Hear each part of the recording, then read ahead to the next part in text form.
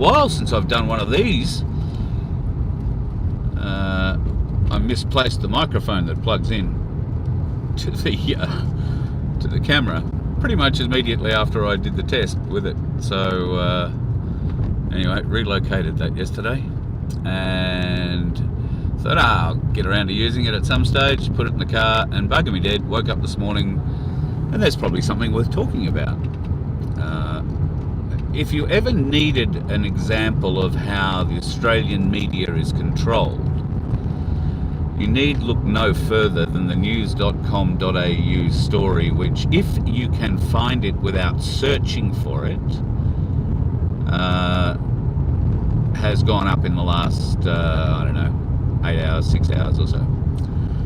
Now, it's about the Sean Combs Diddy trial in New York City and a celebrity witness, surprise celebrity witness that turned up today. That celebrity witness walked into the room and jaws hit the floors. It was Britney Spears.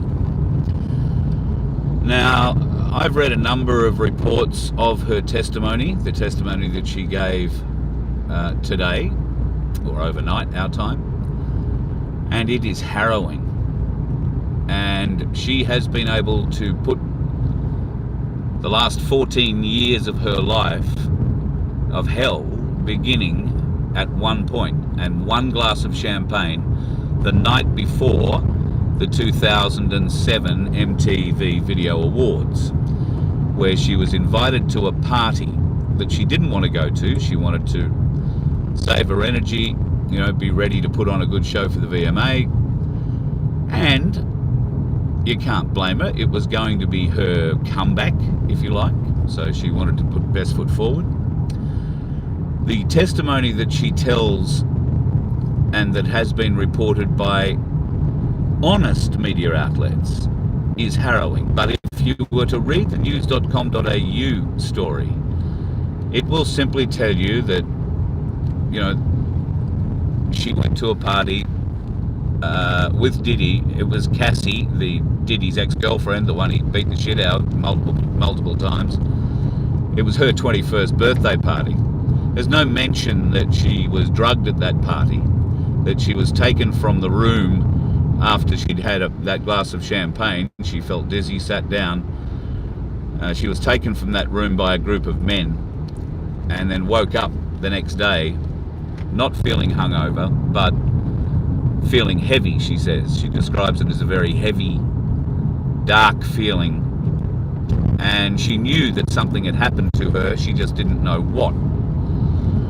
And when she brought those concerns up to the people around Diddy and her people, she was told not to worry, it's just nerves, it's a big day today, yada, yada, yada, yada, yada, yada, yada.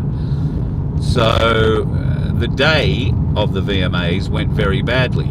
She wasn't feeling well, hair and makeup went badly, her hair extensions weren't taking, or something like that. Her wardrobe, for those of you who remember, and I got to admit, I didn't until I was reminded of it, her wardrobe was this black lacy bra and knicker set. She came out very provocatively. Mind you, she also did look like a stunned gosling. She froze as she came onto the stage. She was very slow with her movements and therefore was behind in her dancing, was out of step, looked bad, and she was lip syncing and she was unable to keep up with that. She didn't want to go on and perform. She felt so bad that she didn't feel able to go and perform. But she was literally pushed on stage, forced on stage by the VMA team, the Diddy team, and more particularly a mob called TriStar. And TriStar are popping up a lot. TriStar are a management group, if you like. Now, she credits this whole evening as the beginning, a setup, if you will, for what came after. And that includes the conservatorship and everything else, all the trips to rehab. She argues she wasn't insane, she wasn't crazy, she was being silenced, she was being kept quiet, and they would do that any way they could. She recounted a time in a Caribbean rehab facility where she was drugged to a point where she couldn't speak, and kept that way for a long time. They had complete control of her life, and when she eventually regained control of her finances and herself, in a legal sense, she received a message from Diddy saying, sort of passed through, not directly from him, but passed through his people, that, you better keep quiet or it'll all be taken off you and you'll wind up back where you were. So apparently, as the story goes, she leaned forward in the witness box and looked directly into Diddy's eyes and said, "Oh, she's going to let me go," and said, "You started all this, and now I'm ending it."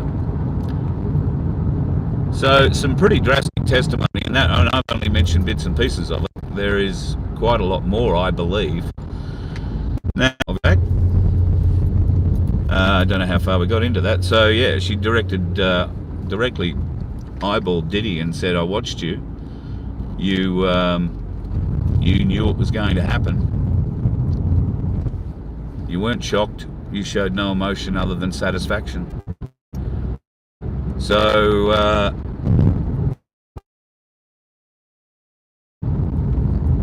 he couldn't maintain her gaze, but obviously chose not to cross-examine in any way, shape or form yet. They will have the ability, as I said earlier, to bring her back. It looks like I'm going down a few hills in a bad area, so I don't know what sort of service I'm going to have, so I might nearly leave it at that. We'll probably talk about this more this evening. There may well be a bit more evidence to come out as different media agencies decide how much of the truth they're going to report. Bear in mind, mainstream media are going to tell you next to nothing. It is quite sordid, the fact that she's been drugged and had her life stolen from her. You'd think it would be the first and most prominent story, and if not the lead, then one of the leads. Certainly first in the first segment of any news television service. And on radio, you've got to think people have got to, well, I'm talking to you, I'm not listening to the radio, so maybe there was a bit of talk in breakfast radio today about it, and if not today, then I'm pretty sure there will be on Monday. Alright, we will love you and leave you there as I crawl my way across the back hills of the Gold Coast. Be safe today, folks. There's a lot of water coming the way of central northern Queensland, or central and north Queensland. Central western Queensland's already copped a fair bit of it, but it looks like they were predicting a 3,200 kilometre long front of rain. We've had a little bit of rain here this morning. I heard on the coast it was pouring earlier today, but it doesn't look like it is at the moment. I'm heading that way though, so there might be a bit of rain over there. It does look a bit dark. It may be coastal. Wherever you are, be safe.